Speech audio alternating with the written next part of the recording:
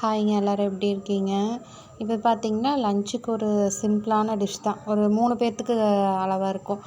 காலையில் வச்ச இட்லி வந்து கொஞ்சம் ஏதாவது மிச்சமாயிருச்சு அப்படின்னா அதை வந்து தூக்கி எறிய வேண்டாம். இந்த மாதிரி உப்புமா மாதிரி பண்ணி நம்ம சாப்பிட்டுக்கலாம். ரொம்ப ஈஸி தான். ஒரு 5 மினிட்ஸ் கூட ஆகாது. சீக்கிரமாக செஞ்சிடலாம். அதுக்கு வந்து பார்த்திங்கன்னா, இப்போ மீந்து போன இட்லியெல்லாம் வந்து இந்த மாதிரி நல்லா பொடி பண்ணி எடுத்துக்கோங்க. நல்லாவே பொடி பண்ணிக்கோங்க.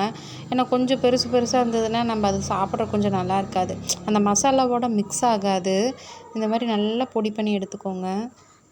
இதை செய்கிறதுக்கும் பெருசாக ஒன்றும் தேவையில்ல. ஒரு பெரிய வெங்காயம், 2 தக்காளி அந்த மாதிரி இருந்தாவே போதும். நான் ஃபஸ்ட்டு அடுப்பு பற்ற வச்சுக்கிட்டேன். பற்ற வச்சுட்டு பார்த்திங்கன்னா, கடாய் மீடியம் சைஸ் தான். உங்கள்கிட்ட எவ்வளோ இட்லி மீந்திருக்கோ அதுக்கேற்ற மாதிரி நீங்கள் பார்த்து எடுத்துக்கோங்க. ஃபஸ்ட்டு கடலெண்ணெய். எண்ணெய் பார்த்திங்கன்னா கொஞ்சம் அதிகமாகவே விட்டுட்டேன். ஏன்னா இட்லி வந்து கொஞ்சம் வர வரன்னு இருக்குமா. ஸோ கொஞ்சம் எண்ணெய் கொஞ்சம் அதிகமாகவே வேணும். அப்போ தான் வந்து நல்லா ஒரு ஜூஸியாக கிடைக்கும், நல்லாயிருக்கும். இதில் பார்த்திங்கன்னா கடுகு, உளுத்தம்பருப்பு. எங்கள் வீட்டில் வந்து பார்த்திங்கன்னா கடுகு கூட உளுத்தம்பருப்பு, லைட்டாக கடலைப்பருப்பும் கொஞ்சம் கலந்து வச்சுக்குவேன். எப்பயுமே காமனாக அதுக்குள்ளே போடுறது தான். அதுக்கப்புறம் இதுக்கு வந்து கடலைப்பருப்பு தாளித்த சாப்பாடு அப்படின்னாவே நமக்கு கடலைப்பருப்பு கொஞ்சம் அதிகமாக இருந்தால் அதில் சாப்பிடும்போது கடிப்படும்போது நல்லாயிருக்கும். கடுகு, கடலைப்பருப்பு 2மே வந்து நல்லாவே பொரிஞ்சு வரட்டும். ஏன்னா கடலைப்பருப்பு கொஞ்சம் டைம் எடுக்கும் வேகறதுக்கு. அடுத்து பார்த்திங்கன்னா, உங்களுக்கு ஆனியன் எந்த அளவுக்கு பிடிக்குமோ அதுக்கேற்ற மாதிரி நீங்கள் போட்டுக்கோங்க. நான் வந்து ஒரு பெரிய சைஸ் வெங்காயம் இருக்குல்ல, அதை வந்து எனக்கு வந்து இந்த மாதிரி கொஞ்சம் நீட்டமாக கட் பண்ணி அதை போட்டு சாப்பிட்டா ரொம்ப நல்லாயிருக்கும். எனக்கு அந்த மாதிரி பிடிக்கும். உங்களுக்கு வந்து எப்படி வேணுமோ அதுக்கேற்ற மாதிரி கட் பண்ணிக்கோங்க. பொடியாக வேணுனாலும் பொடியாக கட் பண்ணிக்கலாம். இந்த மாதிரி நீட்டமாக வேணுனாலும் நீட்டமாகவும் கட் பண்ணிக்கலாம். வெங்காயத்தையுமே வந்து நல்லா வணங்க விட்டுருங்க. நல்லா வணங்கி வந்தால் தான் நல்லாயிருக்கும். எந்த ஒரு சாப்பாட்டுக்குமே சரி, இதுக்கு மட்டுமே இல்லை, எந்த ஒரு சாப்பாடு செஞ்சாலும் குழம்பு வச்சாலும் வெங்காயத்தை வந்து நல்லாவே வணங்க விட்டுருங்க. இது கூட பார்த்திங்கன்னா, நான் வந்து காரம் கொஞ்சம் எப்பயுமே கம்மியாக தான் எடுத்துக்கிறது. ஸோ அதனால் வந்து மிளகா ஒரு 3 மிளகா, வரமிளகாய், இந்த மிளகா கொஞ்சம் காரம் இருக்காது. ஒரு 2 கொத்து கருவேப்பிலை. இதையும் வந்து வெங்காயத்து கூடவே வந்து நல்லா போட்டு வணக்கிக்கலாம். ஏன்னா வெங்காயத்தோடவே மிளகாயும் நல்லா வணங்கிடும். இது பார்த்திங்கன்னா நல்லா அந்த எண்ணெயிலே வணங்கிடும். உங்களுக்கு காரம் எந்த அளவுக்கு தேவை அப்படிங்கிறத பார்த்துட்டு நீங்கள் காரம் சேர்த்துக்கலாம். ஏன்னா நான் லாஸ்ட்டாக வந்து நான் வீட்டில் ரெடி பண்ண பொடி கொஞ்சம் மிளகு எல்லாம் கலந்த மாதிரி ஒரு பொடி அது வந்து நான் ரெடி பண்ணி வச்சுருக்கேன். அது வந்து நான் சேர்த்துக்குவேன்.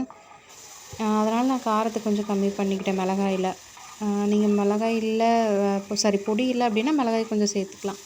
இது கூட பார்த்திங்கன்னா ஒரு 3 சின்ன சைஸ் தக்காளி. ரொம்ப கனிஞ்சதும் இல்லை, நார்மலாக ரொம்ப பச்சையாகவும் இல்லை, நார்மலாக கனிஞ்சது. இதை வந்து 3 சின்ன சின்ன பீஸாக போட்டு தேவையான அளவு வேகிற அளவுக்கு தண்ணி ஊற்றி நல்லா மிக்ஸ் பண்ணி விட்டுக்கோங்க. இது எல்லாத்தையுமே வந்து நல்லா கலந்து விட்டுக்கோங்க. இது கூட பார்த்திங்கன்னா நம்ம தேவையான அளவு உப்பு. நீங்கள் இட்லி மாவு கொஞ்சம் உப்பு அதிகமாக போட்டிருந்தீங்க அப்படின்னா அதுக்கேற்ற மாதிரி பார்த்துட்டு இதுக்கு உப்பு போட்டுக்கோங்க. நான் மாவு கொஞ்சம் கம்மியாக போட்டிருந்தேன், அதனால் இது கொஞ்சம் உப்பு அதிகமாக சேர்த்துக்கிட்டேன். நான் சொன்னேன் பார்த்திங்களா வீட்டில் அரைச்ச பொடி, அது வந்து 2 ஸ்பூன். அது கொஞ்சம் எனக்கு நல்லா டேஸ்ட்டாக இருக்கும். ஸோ அதனால் அது கொஞ்சம் 2 ஸ்பூனு.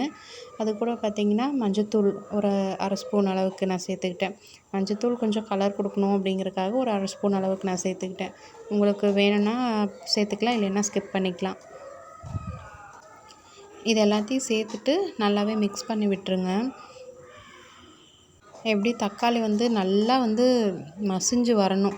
அதனால் பார்த்திங்கன்னா நான் தண்ணி சேர்த்துருந்தேன் பார்த்திங்களா தக்காளிக்கு, அது வந்து ஒரு 2-3 நிமிஷம் நல்லா வேகிற வரைக்கும் விட்டுருவேன். அப்படியே மூடி போட்டு விட்டுருவேன். பார்த்திங்கன்னா தக்காளி நல்லா மசிஞ்சிருச்சு பார்த்திங்களா.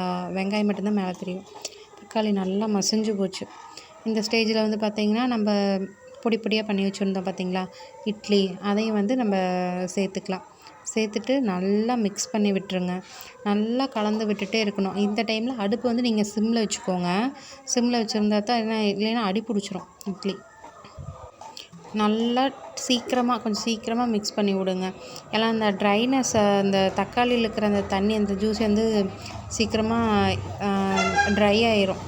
அந்த இட்லியோட மிக்ஸ் ஆகிறதுக்கு இதாகிக்கும். நல்லா சீக்கிரமாக மிக்ஸ் பண்ணி விட்டுருங்க. நல்லா மிக்ஸ் பண்ணி விட்டுட்டிங்கன்னா அவ்வளோதான், சாப்பிட்றதுக்கு ரெடி. வேணும்னா நீங்கள் கொத்தமல்லி தழை வந்து மேலே போட்டுக்கலாம். நான் இப்போ வந்து கடை ஓப்பனில் இல்லை, அதனால் கொத்தமல்லி தழை வாங்க முடியல, நான் போடலை, நான் அப்படியே எடுத்துக்கிட்டேன். இதுக்கு வேணும்னா நீங்கள் சாஸ் விருப்பப்பட்டால் சாஸ் வந்து சேர்த்து சாப்பிட்லாம், இல்லைன்னா அப்படியே டேரெக்டாக கூட சாப்பிட்லாம். நல்லாயிருக்கும், ரொம்பவே நல்லாயிருக்கும்.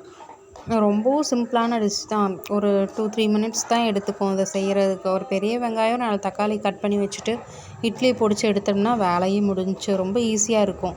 இந்த வீடியோ பிடிச்சிருந்தா கண்டிப்பாக சப்ஸ்கிரைப் பண்ணுங்கள். தேங்க்யூ.